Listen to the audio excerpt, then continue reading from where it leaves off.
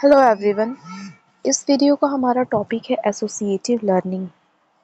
देखिए, कल जैसा हमने पढ़ा था इंस्टिंक्टिव बिहेवियर और लर्न्ड बिहेवियर के बारे में, तो हमने देखा था कि लर्न्ड बिहेवियर क्या होता है कि एक ऑर्गेनिज्म, कोई भी एनिमल या ह्यूमन, अपनी लाइफ टाइम में जो एक्सपीरियंसेस से और चीज़ों को ऑब्जर्व करने के बाद जो सीखता है वो लर्न्ड बिहेवियर होता है। हमारा जो आज का टॉपिक है वो क्या है? Associative learning. कल हमने ये चीज़ या आप अभी देखिए कि एनिमल लर्निंग जो होती है ना, थॉर्बेस ने अपना क्लासिफिकेशन दिया है, तो उसमें क्या बताया कि पहले तो दो कैटेगरी में एक क्लासिफाई किया है एनिमल लर्निंग को, रेस्ट्रिक्टेड में और फ्लेक्सिबल में। मतलब ये सब क्या है, एक्चुअली कह सकते हैं कि तरीके हैं, सब मेथड्स हैं लर्निंग के। ठीक है, तो कुछ ऐसे मेथड्स हैं जो रेस्ट्रिक्टेड है, मतलब जो चेंज नहीं होते, जैसे इम्प्रिंटिंग हो गया, रीजनिंग या इंसाइट। वहीं फ्लेक्सिबल में क्या आते हैं जो चेंज हो सकते हैं, इसमें हैबिचुएशन, फिर एसोसिएटिव लर्निंग आती है, ठीक, लेटेंट लर्निंग, डिस्क्रिमिनेशन। ये सारी कुछ वेज हैं लर्निंग के, एनिमल लर्निंग के। तो हम अगर बात करें लर्न बिहेवियर की, तो लर्न बिहेवियर के अंदर क्या आती है? हैबिचुएशन आता है, इम्प्रिंटिंग के माध्यम से लर्न बिहेवियर किया जा सकता है, कंडीशनल रिफ्लेक्स से भी बिहेवियर क्या हो सकता है, लर्न बिहेवियर किया जा सकता है, ट्रायल एरर, लेटेंट लर्निंग, मतलब ये सब मेथड्स हैं लर्निंग की। एसोसिएटिव लर्निंग की अब बात करें कि कैसे होता है, तो ये एक ऐसा लर्निंग का तरीका है जिसमें दो अनरिलेटेड चीज़ों को क्या किया जाता है, हमारा जो माइंड होता है दो अनरिलेटेड चीज़ों को जोड़ता है, ठीक है, और उसके माध्यम से हम लर्न करते हैं। अच्छा, लर्निंग से हम क्या कहना चाहते हैं? लर्न मतलब क्या होता है? लर्निंग, हम कुछ सीख रहे हैं, तो लर्निंग में कोई भी ऐसी चीज़ आ जाएगी, मतलब हम कोई नया स्किल सीख रहे हैं, नई नॉलेज हमारे पास आ रही है, ठीक है, नए बिहेवियर हम सीख रहे हैं और उसको हमारा माइंड रिटेन करके रखता है, तो उसी को हम क्या कहेंगे? लर्निंग कहेंगे। ठीक है, अब मेन अपने टॉपिक पे अगर हम आए, एसोसिएटिव लर्निंग क्या होता है, तो देखिए एसोसिएटिव मतलब एसोसिएट करना, जोड़ना। एसोसिएटिव लर्निंग, लर्निंग का एक ऐसा तरीका है, एक ऐसा स्टाइल लर्निंग का है जिसमें हमारा माइंड दो अनरिलेटेड चीज़ों को आपस में जोड़ता है और उसके बाद हम क्या करते हैं, हमारा जो वो बिहेवियर एक इस्टेब्लिश हो जाता है। इसको हम एग्जाम्पल से समझते हैं, अगर आपको नहीं समझ आया डेफिनेशन, तो देखिए पहले यहाँ यहीं पे जो एग्जाम्पल लिखा है वहीं हम बात करते हैं कि कोई एक हॉट स्टोव है, कोई भी गर्म तवा है, बर्तन है, कुछ भी है, अगर आप उस पर हाथ रखते हैं, ठीक है, तो आप तुरंत हटा लेंगे रिफ्लेक्स एक्शन के द्वारा। ठीक है, क्यों हटा लेंगे? क्योंकि आपका हाथ जलेगा, दर्द होगा। ठीक, तो क्या होगा कि इस एसोसिएटिव, आपको ये बात पता कैसे चली है? एसोसिएटिव लर्निंग के द्वारा पता चली है। कैसे? कि हमारे ब्रेन ने क्या किया, हमारे माइंड ने क्या किया कि दो अनरिलेटेड चीज़ों को आपस में जोड़ा और उसने एक बिहेवियर इस्टेब्लिश किया। कैसे? दो अनरिलेटेड चीज़ कैसे? कि हॉट स्टोव को और पेन को, हमारे ब्रेन ने क्या किया, हॉट स्टोव को और पेन को, दो अनरिलेटेड चीज़ें हैं, इनको आपस में जोड़ा और आपके अंदर एक बिहेवियर इस्टेब्लिश किया कि आपको अगली टाइम से, नेक्स्ट टाइम से आप किसी भी हॉट स्टोव पे या हॉट चीज़ पे हाथ नहीं रखेंगे। क्यों? क्योंकि आपको जल जाएगा, हाथ दर्द होगा। तो इसी चीज़ को क्या कहते हैं? हम एसोसिएटिव लर्निंग कहते हैं। एसोसिएटिव लर्निंग में दो अनरिलेटेड चीज़ों को, हॉट स्टोव, ठीक, और पेन को, ठीक, दर्द को या हाथ जलने को क्या किया, दो अनरिलेटेड चीज़ें हैं, इनको हमारे ब्रेन ने क्या किया, आपस में जोड़ा और आपको जोड़ने के बाद उसने क्या किया, आपके ब्रेन में एक बिहेवियर इस्टेब्लिश कर दिया। ठीक, उसके माध्यम से आपने सीख लिया कि नेक्स्ट टाइम से आप किसी हॉट स्टोव पे, हॉट चीज़ पे आप अपना हाथ नहीं रखेंगे। इसी चीज़ को हम क्या कहते हैं? Associative learning. Simple associative learning मतलब एसोसिएट किया जाएगा, ब्रेन के माध्यम से दो अनरिलेटेड चीज़ों को क्या किया जाता है, एसोसिएट किया जाता है और आपके अंदर एक बिहेवियर स्टेब्लिश किया जाता है। ये हमारा एक लर्निंग का तरीका है। ठीक, इसके अलावा एक और एग्जाम्पल यहाँ पे डिस्कस करते हैं हम कि कोई बच्चा है, छोटा बच्चा है, वो अपना रूम साफ करता है। ठीक, और रूम साफ करता है तो उसके पेरेंट्स जो है, मम्मी पापा, उसको क्या करते हैं, कह सकते हैं कि कोई ट्रीट देते हैं, उसको शाबाशी देते हैं, ठीक, तो उसको खुशी मिलेगी। तो फिर क्या करेगा, उसके अंदर एक बिहेवियर बन जाएगी उस बच्चे के अंदर कि मैं अपना रूम साफ करूंगा तो मुझे शाबाशी मिलेगी। ठीक है, तो उस बच्चे के ब्रेन ने क्या किया, दो अनरिलेटेड चीज़ों को, रूम की सफाई को और ट्रीट को, शाबाशी को, क्या किया, उसने आपस में जोड़ा और उस बच्चे के अंदर एक बिहेवियर इस्टेब्लिश किया कि अगर वो रूम की सफाई करेगा तो क्या होगा, उसको शाबाशी मिलेगी। तो ये क्या है? एसोसिएटिव लर्निंग है। हमारे लर्निंग का एक तरीका है, हमारे अंदर बिहेवियर इस्टेब्लिश करने का एक तरीका है एसोसिएटिव लर्निंग। ठीक है। तो आई होप एसोसिएटिव लर्निंग होता क्या है ये समझ में आया होगा। तो एक बार हम इसको पढ़ते हैं कि associative learning is a style of learning, एक लर्निंग का स्टाइल है, तरीका है, that happens when two unrelated elements, दो अनरिलेटेड एलिमेंट्स जो जुड़ी नहीं है, क्या कुछ भी हो सकता है, दो अनरिलेटेड ऑब्जेक्ट हो सकती हैं, साइट्स हो सकती हैं, साउंड हो सकता है, आइडिया हो सकता है, या फिर बिहेवियर हो सकता है, जो अनरिलेटेड बिहेवियर होगा, becomes connected in our brain through a process known as conditioning, एक प्रोसेस जिस प्रोसेस के द्वारा जो हमारा ब्रेन है दो अनरिलेटेड चीज़ों को जोड़ता है एक बिहेवियर इस्टेब्लिश करने के लिए, तो वही प्रोसेस क्या कहलाती है, कंडीशनिंग कहलाती है। और जो पूरा हमारा जो ये स्टाइल है, ये तरीका है लर्न करने का, वो क्या होता है, एसोसिएटिव लर्निंग का होता है। ठीक, यहाँ पे दोनों एग्जाम्पल्स लिखे हैं जो हमने डिस्कस किया है। अब नेक्स्ट चीज़ एक पॉइंट लिखिए कि एसोसिएटिव लर्निंग क्या है ना, ह्यूमंस और एनिमल्स दोनों में देखी जाती है। अगर आप एक ध्यान से सोचेंगे तो हम ज़िंदगी में अपनी लाइफ में मोस्टली चीज़ें एसोसिएटिव लर्निंग के माध्यम से ही क्या करते हैं, सीखते हैं, याद रखते हैं। मतलब हमें अपने स्कूल जाना है, हमें कोई दुकान पे जाना है, तो कई सारी चीज़ों को, कई सारी अनरिलेटेड चीज़ों को हम क्या करते हैं, इंटरलिंक करते हैं।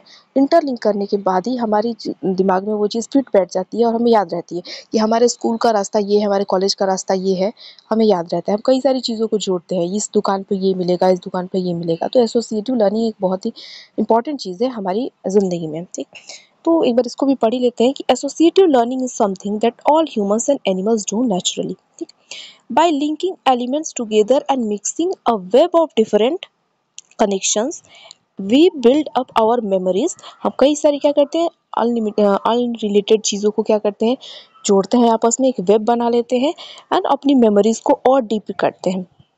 ठीक, if we do not did this, we would not be able to recall even the most basic of things such as how to get the local shop etc. अगर हम एसोसिएटिव लर्निंग हमारे जीवन में नहीं रहेगी तो हम छोटी से छोटी बातों को याद नहीं रख पाएंगे कि उस दुकान पे क्या मिलता है। अगर मान लीजिए सबसे पास वाली, आपके घर के पास वाली दुकान है, तो आपको पता है कि मेरे घर के पास सबसे पास वाली दुकान कौन सी है, क्या मिलती है, तो आपके माइंड ने उसको फिट करके रखा है। अब तक आपने चीज़ों को ऑब्जर्व किया है, सीखा है।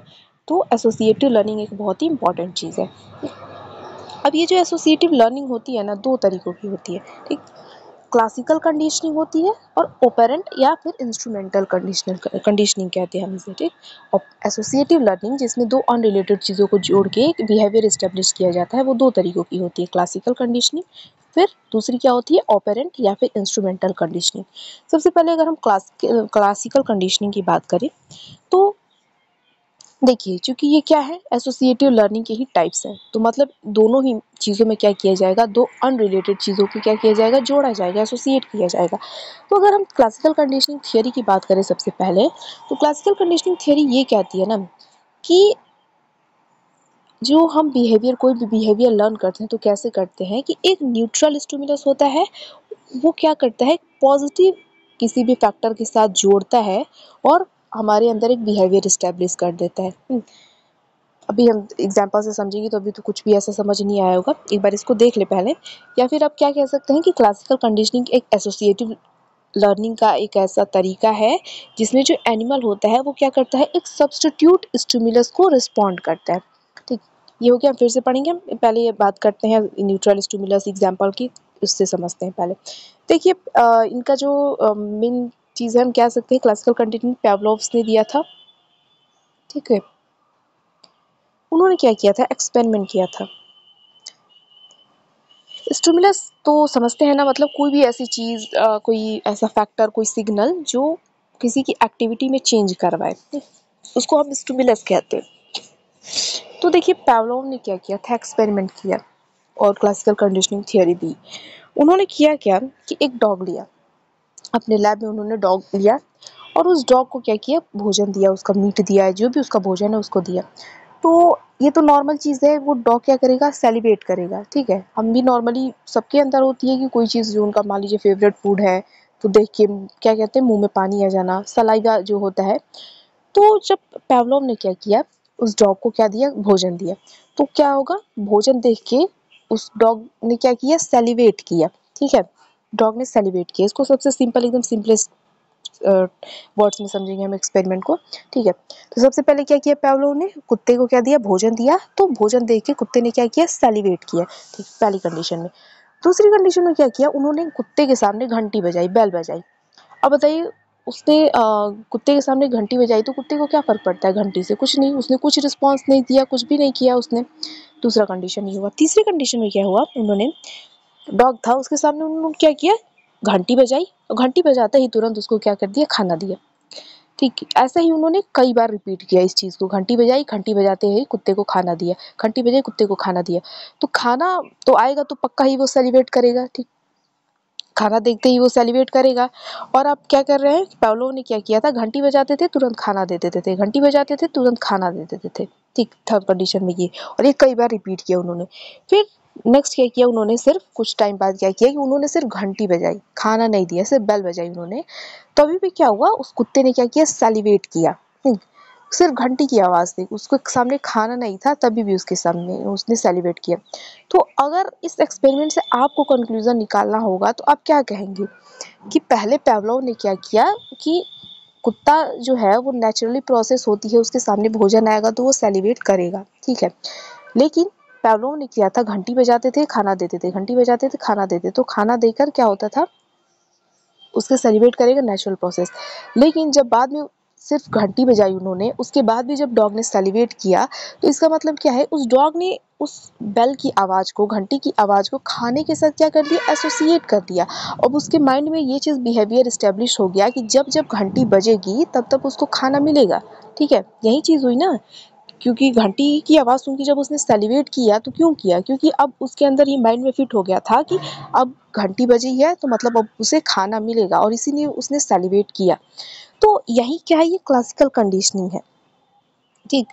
अब इसको हमने तो अभी तो बस एक्सपेरिमेंट देखा, अब इसको एक्सपेरिमेंट के जो वर्ड्स हैं उसके साथ समझेंगे कि देखिए, जब सबसे पहले वाले सेट में अगर हम बात करें कि कुत्ते के सामने खाना आया, तो खाना आने की वजह से कुत्ते ने क्या किया, सैलिवेट किया।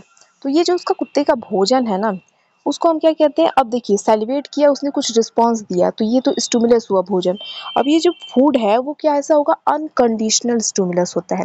अनकंडीशनल स्टिमुलस मतलब क्या है, ऐसे समझिए कि अनकंडीशन, भाई कोई कंडीशन नहीं है, वो तभी भी वो क्या करेगा, वो स्टिमुलस जो है वो रिस्पॉन्स पैदा करेगा ही करेगा, ठीक है।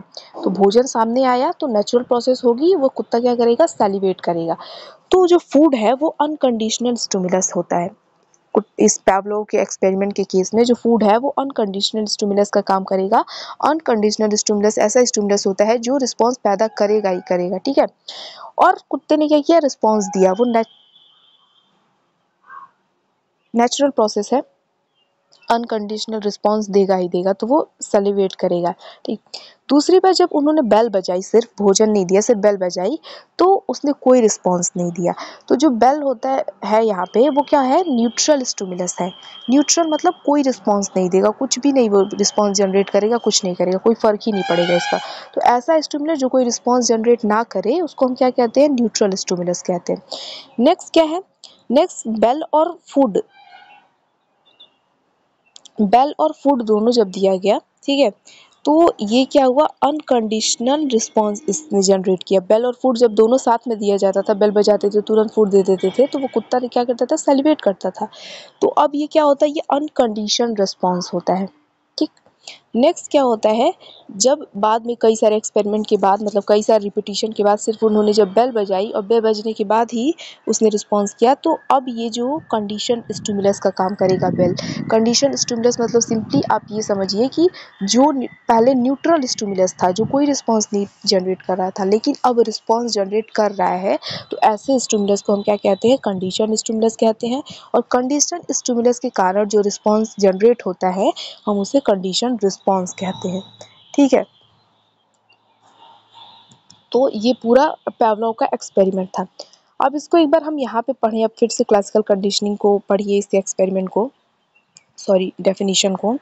तो क्या है कि classical conditioning theory says that behaviours are learned by connecting a neutral stimulus. Classical conditioning theory ये कहती है कि कोई भी ऑर्गेनिज्म कोई बिहेवियर कैसे लर्न करता है, तो वो एक न्यूट्रल स्टिमुलस को क्या करता है, कनेक्ट करता है, एसोसिएट करता है, किसके साथ, एक पॉजिटिव वन, किसी पॉजिटिव फैक्टर के साथ। जैसे पावलोव के एक्सपेरिमेंट में क्या किया था, डॉग ने बेल, बेल क्या थी, एक न्यूट्रल स्टिमुलस था, उसको किसके साथ कनेक्ट किया, एक्सपेक्टेड फूड के साथ, कि जैसे ही ये बेल बजी है मतलब फूड आएगा, ठीक। तो इसे हम क्या कहते हैं, क्लासिकल कंडीशनिंग थियरी कहते हैं। ठीक। या फिर ये वाला जो अगर आप डेफिनेशन समझे तो क्लासिकल कंडीशनिंग क्या है, a form of associative learning है in which an animal responds to a substitute stimulus. जब एनिमल किसी सब्स्टिट्यूट स्टिमुलस के लिए रिस्पॉन्स करता है, मेन उसका स्टिमुलस क्या है, फूड है डॉग के केस में, इस एक्सपेरिमेंट के केस में, लेकिन सब्स्टिट्यूट स्टिमुलस किसके प्रति उसने रिस्पॉन्स किया, बेल के प्रति, बेल की आवाज के प्रति। ठीक है। तो ये क्लासिकल कंडीशनिंग होती है। अब क्लासिकल कंडीशनिंग थियरी में ये जो फैक्टर्स हैं, जो टर्म्स हैं, इनके बारे में हमें थोड़ा पता होना चाहिए, जिसके बारे में अभी हमने डिस्कस किया। तो जैसे न्यूट्रल स्टिमुलस, तो न्यूट्रल स्टिमुलस जैसे मैंने बताया, ऐसा स्टिमुलस जो कोई रिस्पॉन्स जनरेट प्रोड्यूस ना करे। तो देखिए, a stimulus is something that triggers a physical और बिहेवियरल चेंज। तो स्टिमुलस क्या होता है, ऐसी कोई भी चीज़ होता है, कोई भी फैक्टर जो क्या करता है, एक फिजिकल या फिर बिहेवियरल चेंज ट्रिगर करे। न्यूट्रल स्टिमुलस क्या होता है, प्रोड्यूसेस नो रिस्पॉन्स, कोई रिस्पॉन्स नहीं जनरेट करता है। और अगर पेवलोव के डॉग एक्सपेरिमेंट में हम देखें तो at first Pavlov dog had no response to the bell. शुरुआत में उसने बेल के लिए कोई भी रिस्पॉन्स नहीं दिया। देखिए यहाँ पे कोई रिस्पॉन्स नहीं किया। बेल, बेल से मतलब बेल की आवाज़ से, घंटी बजाएंगे तो उसकी आवाज़ जो आएगी। ठीक है। नेक्स्ट जो टर्म है वो क्या है, अनकंडीशनड स्टिमुलस।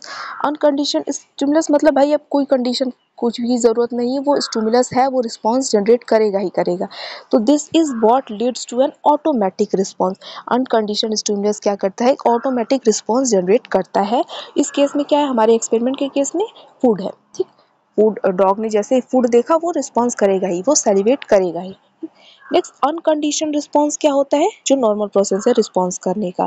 तो at normal process, a normal process like salivating when you smell food is an unconditioned response. मतलब अनकंडीशनड रिस्पॉन्स मतलब भाई कि आपके सामने कोई ऐसा अनकंडीशनड स्टिमुलस आया तो आप रिस्पॉन्स करेंगे ही। नेक्स्ट कंडीशन रिस्पॉन्स स्टिमुलस क्या होता है, तो कंडीशन स्टिमुलस मैंने सिंपली बताया, ऐसे याद रखिए कि ऐसा स्टिमुलस जो पहले न्यूट्रल स्टिमुलस था, जो पहले कोई रिस्पॉन्स जनरेट नहीं करता था लेकिन अब कोई रिस्पॉन्स जनरेट करवा रहा है, तो वो क्या होता है, कंडीशन स्टिमुलस होता है। This is when a formally neutral stimulus like the bell in Pavlov experiment mimics an unconditioned response. ठीक है, at when the dogs begin to associate the bell with the food and salivate। और इस case में क्या होगा, जब dog ने क्या कर दिया, बेल की आवाज को फूड के साथ जोड़ना शुरू कर दिया, तो वो क्या होगा, कंडीशन स्टिमुलस हो गया। नेक्स्ट कंडीशन रिस्पॉन्स क्या होगा, कंडीशन स्टिमुलस के दौरान के द्वारा जनरेट किया हुआ रिस्पॉन्स। तो the learned behaviour such as relating the bell to food is called a conditional response. तो एक लर्न बिहेवियर, ठीक है, उसको हम क्या कहते हैं, कंडीशनल रिस्पॉन्स कहते हैं। तो ये क्लासिकल कंडीशनल थियरी के बारे में जो इंट्रोडक्शन था और एक्सपेरिमेंट था, ठीक, और जो टर्म्स थे वो देखे हम। अब हम और दो इसमें क्या कहते हैं, हम टॉपिक्स हैं, जैसे कि stages in classical conditioning. Classical conditioning में के स्टेजेस क्या क्या है और प्रिंसिपल क्या क्या है। देखिए, तो 3 स्टेजेस हैं क्लासिकल कंडीशनिंग में।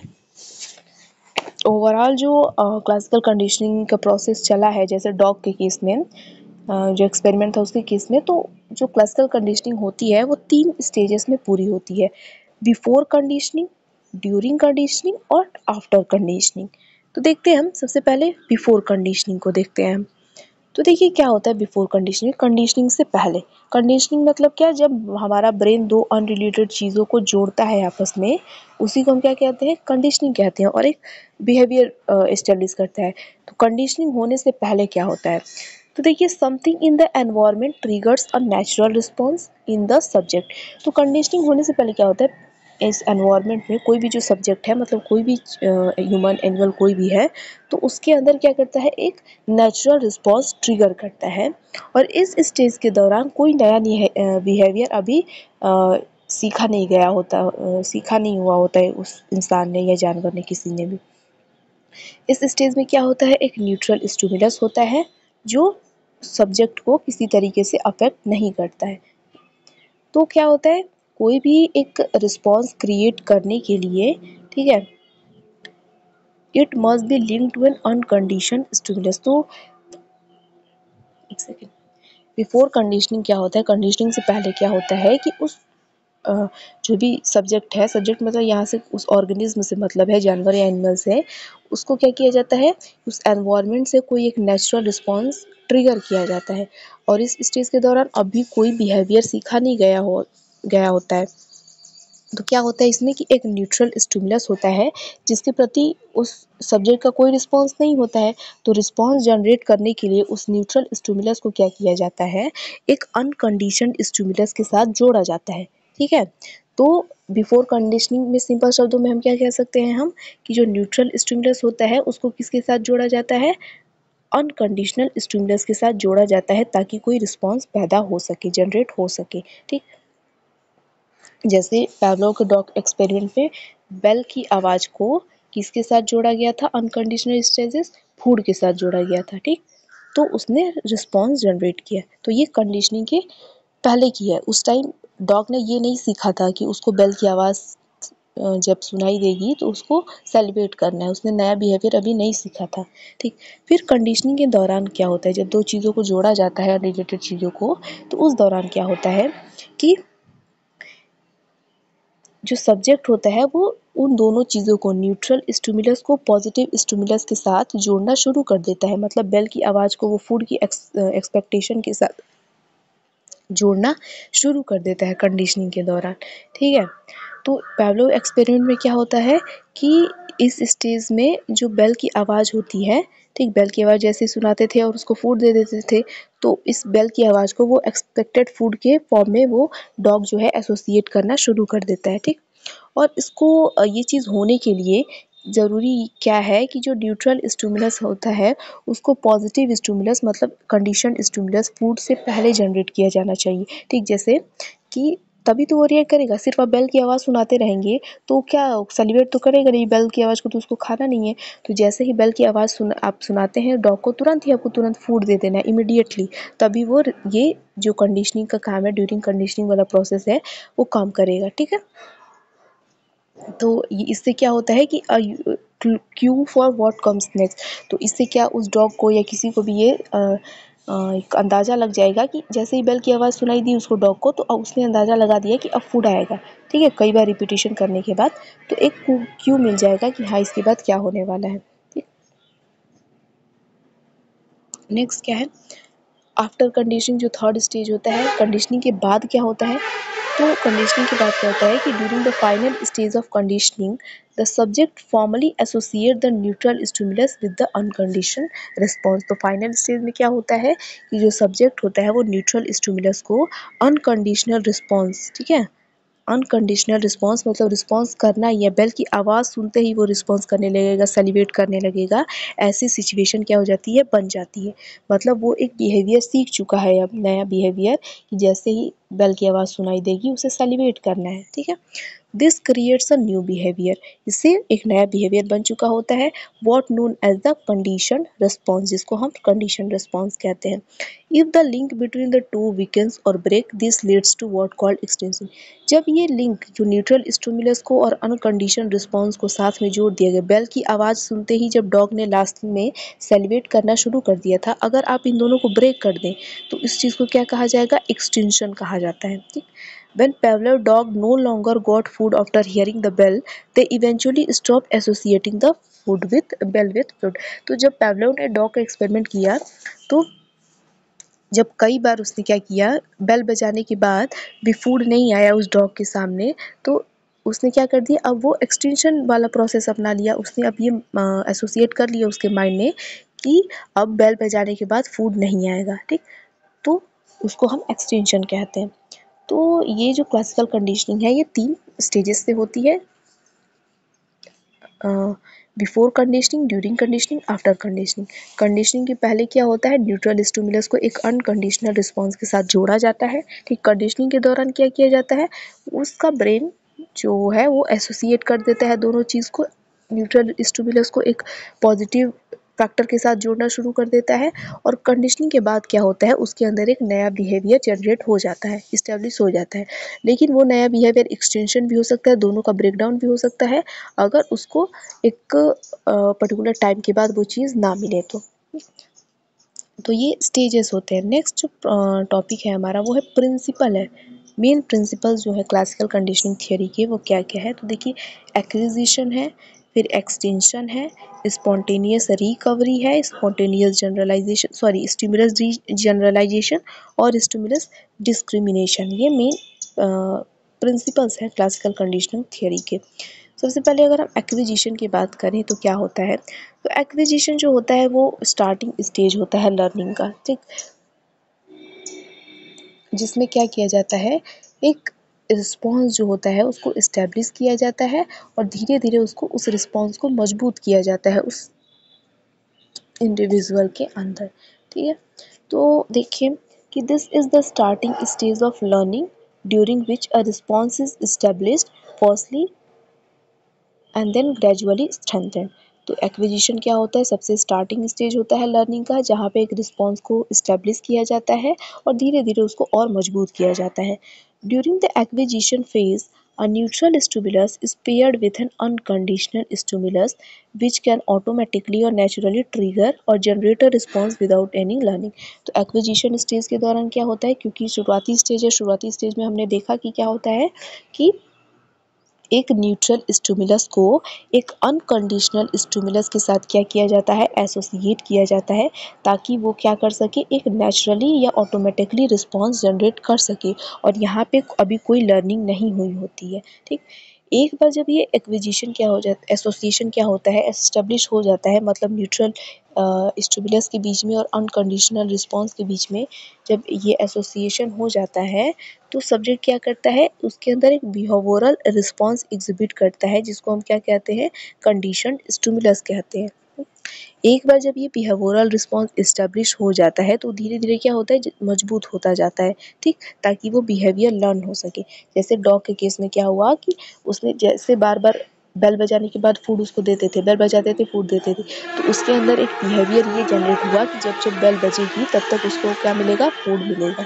तो एक्विजिशन में ये होता है। दूसरा जो प्रिंसिपल होता है वो होता है एक्सटेंशन।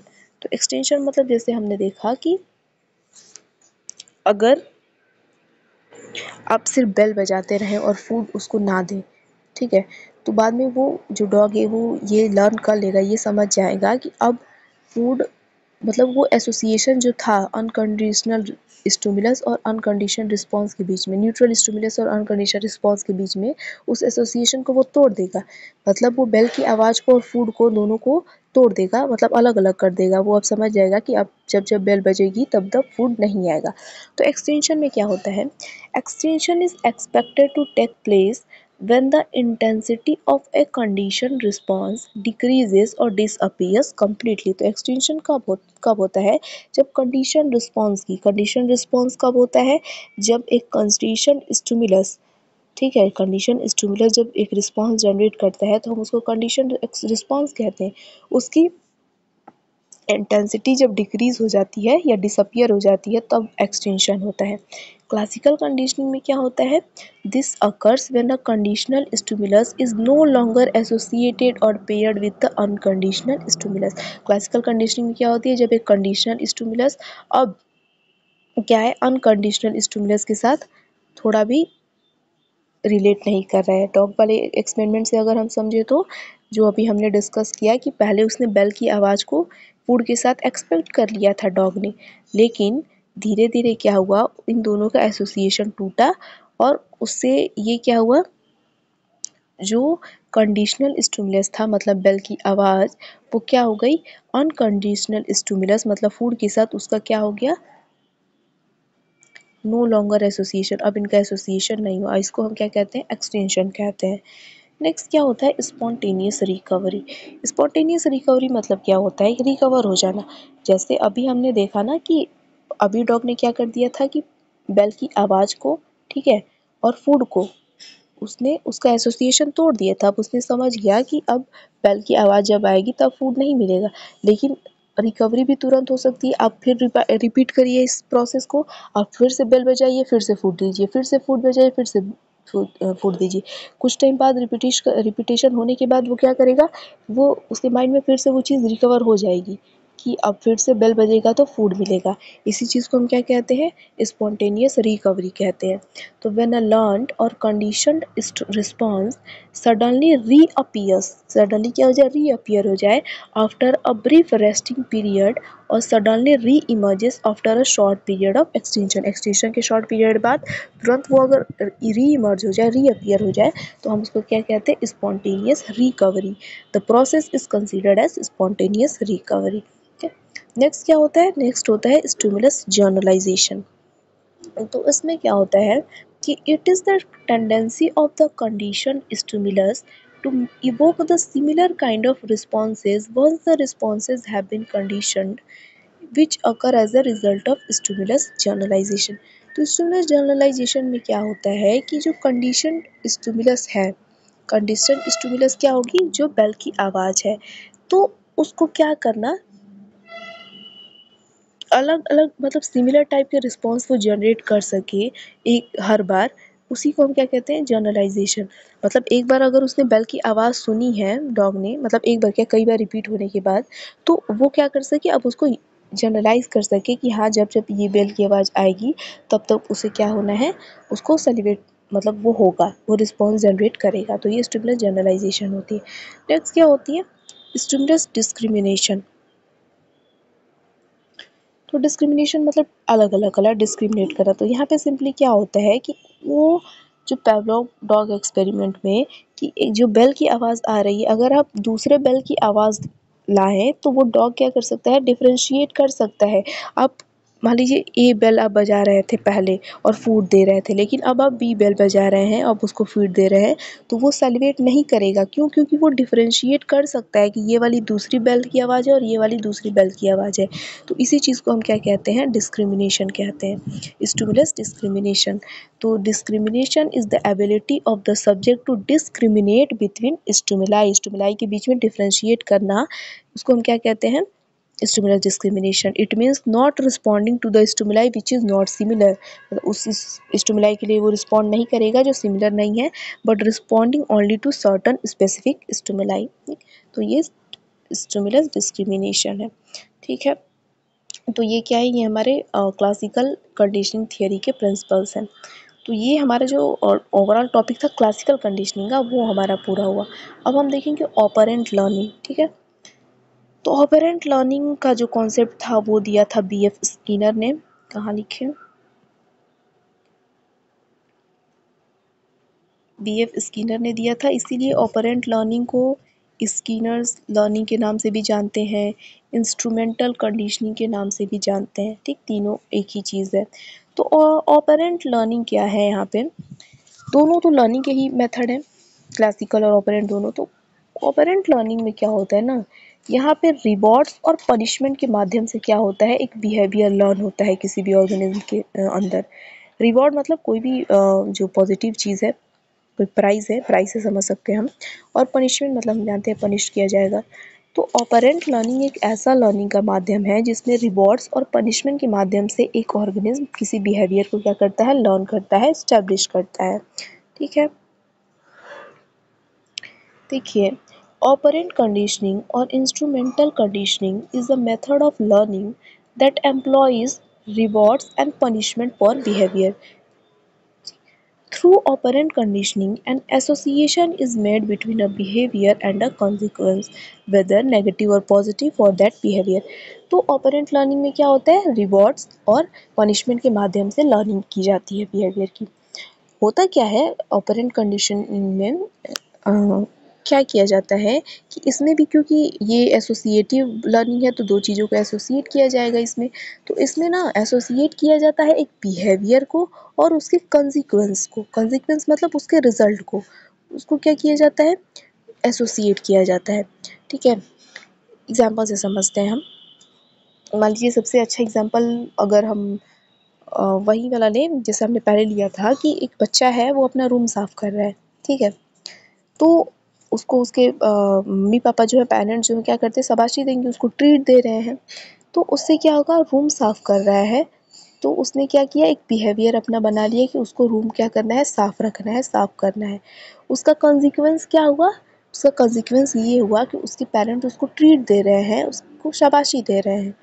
तो उसके माध्यम से क्या हुआ, बिहेवियर हो गया रूम क्लीनिंग का, और कॉन्सिक्वेंस हो गया किसका, कि उसको ट्रीट मिलेगा। उसके माध्यम से वो चीज़ों को सीख रहा है, उसके अंदर अब ये चीज़ हो गई कि मैं रूम साफ़ करूँगा तो मुझे क्या होगा, मेरे पेरेंट्स मुझे शाबाशी देंगे, मुझे ट्रीट देंगे, ठीक है। इसी के माध्यम से उसने क्या करी, लर्निंग करी।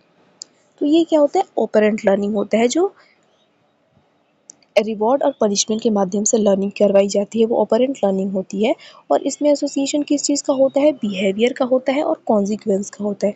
और वो कॉन्सिक्वेंस नेगेटिव और या पॉजिटिव दोनों हो सकता है। अभी और डिटेल में इसकी हम बात करेंगे, ठीक है। At the very basic level, the theory is that a subject will repeat an action if there is a positive reward and avoid something that has a punishment. तो अगर सिंपली अगर हम कहना चाहें कि ऑपरेंट लर्निंग में क्या होती है, तो जो एक सब्जेक्ट है, कोई भी सब्जेक्ट मतलब यहाँ पे कोई भी एनिमल ह्यूमन जो भी है, तो वो क्या करेगा, वो एक एक्शन को रिपीट करेगा अगर उसको पॉजिटिव रिवार्ड मिलेगा, और उस चीज़ को वो अवॉइड करेगा क्या, जब अगर उसको पनिशमेंट मिलेगा। जैसे इसी केस में, एग्जांपल के केस में, अगर वो रूम साफ़ कर रहा है, ठीक है, तो उसको रिवॉर्ड मिल रहा है, तो वो उसको जारी रखेगा अपने काम को, हाँ मैं रूम साफ़ करता रहूँगा।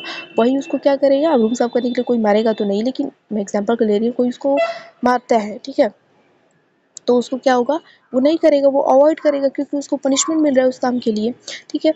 तो ये क्या होता है, ऑपरेंट लर्निंग होती है। नेक्स्ट पॉइंट क्या है कि once the behaviour is learned, the theory dictates that the subject will continue the behaviour without the reward or not return to the behaviour that cause the punishment. एक बार जब ये behaviour learn हो जाती है, ऑपरेंट लर्निंग में जब behaviour learn हो जाएगा, तो जो सब्जेक्ट है ना, वो बिना किसी रिवॉर्ड के भी वो काम करेगा, ठीक है। जैसे वो बच्चा है, कई सालों तक बच्चा था, 5 साल से शुरू कर दिया उसने सफाई करना, 10 साल हो गया, तो अब उसके अंदर वो बिहेवियर उसकी क्या हो चुकी है, बन चुकी है कि मुझे अपने रूम की सफाई करनी है। तो अब उसको भले ही कोई शाबाशी ना दे या कुछ ना करे, तभी वो काम करता रहेगा, ठीक है। तो ऑपरेंट लर्निंग में ये चीज़ होता है। अब ऑपरेंट लर्निंग के क्या है, कंपोनेंट्स हैं ये सारी चीज़ें। तो ऑपरेंट लर्निंग का विषय से हमने कहा कि बीएफ स्किनर ने ये थियरी दी थी। तो बीएफ स्किनर ने उन्होंने एक्सपेरिमेंट किया था। उन्होंने एक्सपेरिमेंट क्या किया था कि एक वो लिया, चूहे को बंद रखा इसमें, क्या ये तो कुछ ज़्यादा ही हो गया, और यहाँ पे कोई चूहा डाल दिया, ठीक है।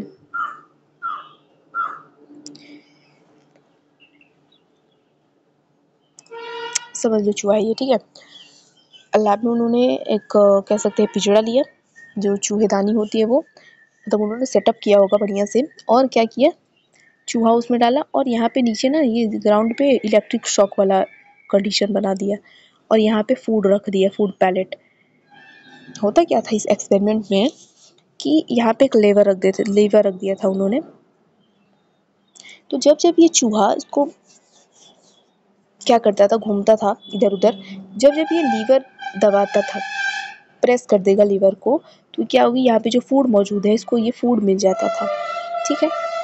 तो कई बार जब ये चूहा दिन भर इधर उधर घूमता रहता था, और मतलब घूमता रहता है, और जब जब ये लेवर प्रेस करेगा तो फूड इसके अंदर मिल जाएगी, इसको मतलब एक रिवॉर्ड मिल जाएगा, फूड का रिवॉर्ड मिल जाएगा, ठीक है, जब ये लेवर प्रेस करेगा तो इसके माध्यम से 10-20 बार मान लीजिए उस चूहे ने किया होगा, तो कुछ टाइम बाद ये चूहा सीख गया होगा कि इधर उधर घूमने का कोई फ़ायदा नहीं, मैं डायरेक्ट जब लीवर दबाऊंगा तभी वो फूड मेरे अंदर आ जाएगा, ठीक, मतलब मेरे पास आ जाएगा। तो ये क्या किया, रिवॉर्ड के माध्यम से उस चूहे ने क्या किया, लर्निंग क्या कर ली कि इधर उधर घूमने की जगह मैं सीधा जाके लेवर प्रेस करूँगा, तो एक दो बार उसने गलती से प्रेस कर दिया होगा तो फूड उसको मिल गया होगा। फिर उसके माइंड ने क्या किया होगा, ये चीज़ सेट किया होगा कि लेवर दबाने का एक जो एक्शन है और कॉन्सिक्वेंस उसका क्या है कि फूड उसको मिल रहा है, उसको एसोसिएट किया होगा, और उसके अंदर एक बिहेवियर उसने इस्टेब्लिश कर दिया कि जब जब मैं लेवर प्रेस करूँगा तब तक मुझे फूड मिलेगा, ठीक है। तो इस रिवॉर्ड के माध्यम से, क्योंकि फूड किस केस में रिवॉर्ड हो जाएगा, तो रिवॉर्ड के माध्यम से उस चूहे ने ये सीख लिया कि रिवर प्रेस करने से उसने इस बिहेवियर सीख लिया कि मुझे भोजन मिलेगा, ठीक है। तो ये रिवॉर्ड हो गया। पनिशमेंट में क्या होता था कि जब वो लेवर प्रेस नहीं करता था, मान लीजिए यहाँ पे ग्रीन कलर का कुछ डॉट है, ठीक है, यहाँ पे वो जाके उसको प्रेस कर देता था, तो उसको क्या मिलता था ना, ये फूड पैलेट उसको मिलता नहीं था और इलेक्ट्रिक शॉक लग जाती थी, पनिशमेंट मिलती थी उसको, ठीक है, इलेक्ट्रिक शॉक लग जाती थी। तो 10-20 बार मतलब उसने क्या किया, उन्होंने क्या किया कि जब जब वो लीवर प्रेस करता था तो उसको पनिशमेंट मिल जाती थी। कैसे? उसको यहाँ पे इलेक्ट्रिक शॉक लग जाता था। तो धीरे धीरे पनिशमेंट के माध्यम से उस चूहे ने कैसे सीखा कि मैं जब जब लीवर प्रेस करूंगा तो मुझे शॉक लगेगा, मुझे पनिशमेंट मिलेगी, ठीक है। तो उस माध्यम से तो रिवॉर्ड और पनिशमेंट ऐसे ही काम करता है। रिवॉर्ड और पनिशमेंट के माध्यम से जब लर्निंग की जाती है तो उसको हम क्या कहते हैं, ऑपरेंट कंडीशनिंग कहते हैं। ये बीएफ स्किनर का एक्सपेरिमेंट था, उसके माध्यम से उन्होंने ये बताया, ठीक। कंपोनेंट्स की बात करते हैं, ऑपरेंट कंडीशनिंग के कंपोनेंट्स क्या क्या हैं, तो री है, ठीक। उसके बाद क्या होता है, पनिशमेंट होता है। इसके अलावा एक्चुअली पहले न्यूट्रल रिस्पॉन्स भी होता है। जैसे हम सिंपल जानते हैं, न्यूट्रल मतलब कोई भी रिस्पॉन्स जो कोई फर्क ही नहीं पड़ता उस चीज़ से, तो वो न्यूट्रल रिस्पॉन्स होता है। जो मेन कंपोनेंट होते हैं वो क्या है, री होता है और पनिशमेंट होता है। ये क्या है, ये हमारे हैं ऑपरेंट लर्निंग के कंपोनेंट्स हैं। तो देखिए री में क्या होता है, री मतलब होता है कि अगर हिंदी में बात करें, किसी चीज़ को और बढ़ावा देना, आप और किसी चीज़ को बढ़ावा दीजिए, उसको मजबूती प्रदान कीजिए, तो वो क्या होता है, री। तो रीइंफोर्समेंट क्या है कि रीइंफोर्समेंट स्ट्रेंथन और increase the intensity of the behaviour. Reinforcement के माध्यम से क्या होता है, जो बिहेवियर की इंटेंसिटी है वो और मजबूत होती है और बढ़ती है। अब ये जो रीइंफोर्समेंट है ना, ये दो तरीकों से हो सकता है। पॉजिटिव रीइंफोर्समेंट भी हो सकता है और नेगेटिव रीइंफोर्समेंट भी हो सकता है। पॉजिटिव रीइंफोर्समेंट में क्या होगा कि when a favorable event or an outcome is associated with behavior in the form of a reward or praise, it is called positive reinforcement। तो positive reinforcement क्या होता है, जब आपने कोई काम किया, कोई फेवरेबल इवेंट हुआ, कोई आउटकम हुआ, तो उससे आपको क्या मिले, कोई रिवॉर्ड मिल रहा है, कोई प्रेज मिल रहा है, तो अब उस काम को करने की जो फ्रीक्वेंसी है, रिपीट होने का जो चांस है, वो ज़्यादा बढ़ गया। तो वो क्या होते हैं, पॉजिटिव रीइंफोर्समेंट हो गया। जैसे यहाँ पे एग्जांपल के लिए लिखा गया है कि अ बॉस में associate bonus with outstanding achievement at work. जो लोग ऑफिस में काम करते हैं, तो जो बढ़िया काम करते हैं तो उनको बॉस क्या उनके करते हैं, बोनस देते हैं। तो ये क्या हो गया, उसके बिहेवियर को आपने क्या किया, उसकी इंटेंसिटी को बढ़ाया आपने, उसके अच्छे काम करने की अचीवमेंट को आपने बढ़ाया। इसके माध्यम से अब उसकी जो और अच्छा काम करे, वो और प्रोग्रेसिवली काम करे, उसका भी चांस बढ़ गया है। तो ये पॉजिटिव रीइंफोर्समेंट होता है। जब आप प्रेज़ या फिर रिवॉर्ड के माध्यम से आप बिहेवियर की इंटेंसिटी को और बढ़ाते हैं, मजबूत करते हैं, तो वो पॉजिटिव रीइंफोर्समेंट होता है। वहीं नेगेटिव रीइंफोर्समेंट में क्या किया जाता है कि रिमूवल ऑफ एन अनफेवरेबल और अनप्लीजेंट इवेंट। किसी अनफेवरेबल काम का रिमूवल करना क्या कहलाता है, नेगेटिव रीइंफोर्समेंट कहलाता है। In this case the intensity of a response is strengthen by removing the unpleasant experiences. तो इस केस में क्या किया जाता है, जो रिस्पॉन्स की जो इंटेंसिटी है उसको क्या की जाती है, मजबूत की जाती है अनप्लीजेंट एक्सपीरियंसेस को निकाल के। अगर इसी वाले एग्जांपल से अगर हम समझें कि मान लीजिए कोई ऑफिस में काम नहीं कर रहा है, ठीक है, तो उसके बॉस ने क्या किया, उसको काम ना करने की वजह से मान लिया कुछ दिनों के लिए कंपनी से निकाल दिया या कुछ भी कर दिया। तो नेगेटिव रीइंफोर्समेंट क्या है, उसने रिमूवल किया अनप्लीजेंट इवेंट को, वो काम नहीं कर रहा था तो उसने निकाल दिया। तो उसके माध्यम से मे बी वो सीखने वाला इंसान होगा, तब तो सीखेगा कि मुझे काम करना चाहिए अच्छे से, ठीक। तो ये दोनों रीइंफोर्समेंट के माध्यम से होता है। रीइंफोर्समेंट में बढ़ावा दिया जाता है। अगर आपने पॉजिटिव रीइंफोर्समेंट किया, मतलब आपने प्रेज और रिवॉर्ड के माध्यम से आपको बढ़ावा दिया जाएगा। नेगेटिव रीइंफोर्समेंट में क्या किया जाता है, अनप्लीजेंट बिहेवियर को, अनप्लीजेंट आउटकम को क्या किया जाता है, रिमूव कर दिया जाता है, उसके माध्यम से लर्निंग होती है। तो ये रीइंफोर्समेंट होता है। दूसरा जो होता है पनिशमेंट। पनिशमेंट के माध्यम से क्या किया जाता है कि the objective of punishment is to decrease the intensity of a behavioural outcome which में भी पॉजिटिव और नेगेटिव। तो पनिशमेंट का ऑब्जेक्टिव क्या होता है कि एक बिहेवियरल आउटकम को, मतलब एक बिहेवियर की इंटेंसिटी को डिक्रीज करना, उसको कम करना, ठीक है, उसका एम होता है। और ये पनिशमेंट भी है ना, ये भी पॉजिटिव और नेगेटिव दोनों हो सकती है। पॉजिटिव पनिशमेंट में क्या होता है कि this involves application of punishment by presenting an unfavorable event or response to a behavior। Positive punishment में क्या किया जाता है कि एक अनफेवरेबल इवेंट या रिस्पॉन्स को क्या किया जाता है, उसको बनाया जाए। पहले इसको हम एग्जांपल से समझते हैं, तब देखिए कि यहाँ पे एग्जांपल दिया गया है कि एक जो चाइल्ड है तो वो अपने सिबलिंग को क्या करता है, अगर मारता है तो उसको तुरंत पनिशमेंट क्या मिलेगी कि उसके जो मम्मी पापा है उसको डांटेंगे, उसको मारेंगे, मतलब कि तुम अपने सिबलिंग्स को, अपने भाई बहनों को मत मारो। तो यहाँ पे देखिए उसको पनिशमेंट मिला कि उसने क्या किया, उसने तो पहले एक क्या किया, गलत काम किया कि अपने सिबलिंग्स को मारा, ठीक है, वो अनफेवरेबल इवेंट था, ठीक। अब अनफेवरेबल इवेंट के लिए उसको क्या मिला, एक उसको पनिशमेंट मिला, उसके मम्मी पापा ने उसको डांटा कि तुम अपने सिबलिंग्स को मत मारो, तो अब उसको एक पनिशमेंट मिला उस चीज़ के लिए। उसके माध्यम से उसने सीखा कि नहीं, मुझे अपने सिबलिंग्स को, भाई बहनों को नहीं मारना चाहिए, ठीक, नहीं तो क्या मिलेगी, उसको पनिशमेंट मिलेगी, ठीक है। तो इसके माध्यम से क्या किया जाएगा कि इसकी मतलब वो बच्चा फिर से अपने भाई बहनों को ना मारे, उसकी इंटेंसिटी को डिक्रीज़ किया गया इस माध्यम से, उस डांटने के माध्यम से, जो उसके मम्मी पापा ने उसको डांटा, उसके माध्यम से उस बच्चे की जो अनफेवरेबल इवेंट का इंटेंसिटी है उसको डिक्रीज़ किया गया कि वो अपने भाई बहनों को फिर से ना मारे। तो ये क्या होता है, ये पॉजिटिव पनिशमेंट होता है। इसमें क्या किया जाता है, इन्वर्स एप्लीकेशन ऑफ पनिशमेंट, इसमें पनिशमेंट का यूज़ किया जाता है by presenting an unfavourable event या रिस्पॉन्स टू अ बिहेवियर। एक बिहेवियर के रिस्पॉन्स में कोई अनफेवरेबल इवेंट, मतलब उसने बच्चे को डांटना, वो क्या था, एक अनफेवरेबल मतलब इवेंट है वो, तो क्या है, लेकिन वो किसके लिए था, उसके एक बिहेवियर के रिस्पॉन्स के लिए था। उसका बिहेवियर क्या था कि उसने अपने भाई बहनों को मारा, तो उसके एप्लीकेशन में क्या किया गया, उसको पनिशमेंट दिया गया, एक अनफेवरेबल इवेंट के द्वारा उसको डिक्रीज किया गया। अनफेवरेबल इवेंट क्या था कि उसके मम्मी पापा ने उसको डांटा, ठीक। तो ये क्या होता है, पॉजिटिव पनिशमेंट होता है। वहीं नेगेटिव पनिशमेंट की अगर हम बात करें तो it involves removing a desirable stimulus or something rewarding immediately following a behavior to decrease the likelihood of that behavior happening in the future। तो नेगेटिव पनिशमेंट में क्या किया जाता है ना कि इसमें एक डिजायरेबल स्टिमुलस को उसको क्या किया जाता है, रिमूव कर दिया जाता है, ठीक। या फिर आप उसको तुरंत कुछ ऐसा इमीडिएटली रिवॉर्ड कीजिए जिसकी वजह से जो बिहेवियर की लाइकनेस है उसको डिक्रीज हो सके। देखिए पनिशमेंट का एम क्या है कि किसी बिहेवियर की इंटेंसिटी को डिक्रीज करना। किसी बिहेवियर की इंटेंसिटी को हम कब डिक्रीज करेंगे, जब वो बिहेवियर अच्छा नहीं होगा, ठीक है, तभी हम उसको डिक्रीज करेंगे ना। तो पॉजिटिव पनिशमेंट में हम क्या करते हैं, किसी अनफेवरेबल इवेंट के माध्यम से उसको डिक्रीज करते हैं, मतलब उसको डांटने के माध्यम से, एग्जाम्पल में हमने देखा। नेगेटिव पनिशमेंट में क्या किया जाता है कि यहाँ पे एक डिजायरेबल स्टिमुलस को क्या कर दिया जाता है, रिमूव कर दिया जाता है। जैसे एग्जाम्पल में देखिए यहाँ पे ये बताया गया है कि कोई एक टीनेजर है, तो उसका कोई वीडियो गेम है, ठीक है, उसका वीडियो गेम के पार्ट को आपने क्या कर दिया, वीडियो गेम जो था उसका डिजायरेबल स्टिमुलस था, तो उसको क्या कर लीजिए, उसके जो वीडियो गेम का पार्ट था, वीडियो गेम था, आपने उसको उसको उससे उससे छीन लिया गया, ठीक। क्यों, क्योंकि उसने अपना काम नहीं किया था, मान लीजिए पढ़ाई नहीं किया, जो भी नहीं किया। तो इससे क्या होगा, this is intended to decrease the likelihood of the teenager neglecting their chores in the future. तो इससे क्या होगा कि उस टीनेजर को ये समझाया जाएगा कि फ्यूचर में वो अपने काम को नज़रअंदाज ना करे, अपना काम करे, खेलता रहे वीडियो गेम। तो इसमें क्या किया गया, उसके डिजायरेबल स्टिमुलस को, वीडियो गेम को, उसको क्या कर दिया गया, रिमूव कर दिया गया, ठीक। जिसकी वजह से, और ये किया क्यों गया, ताकि वो फ्यूचर में ध्यान रख सके कि अपने काम धाम बढ़िया से करे, उसके बाद गेम खेलता रहे। तो ये क्या होता है, ये नेगेटिव पनिशमेंट होता है।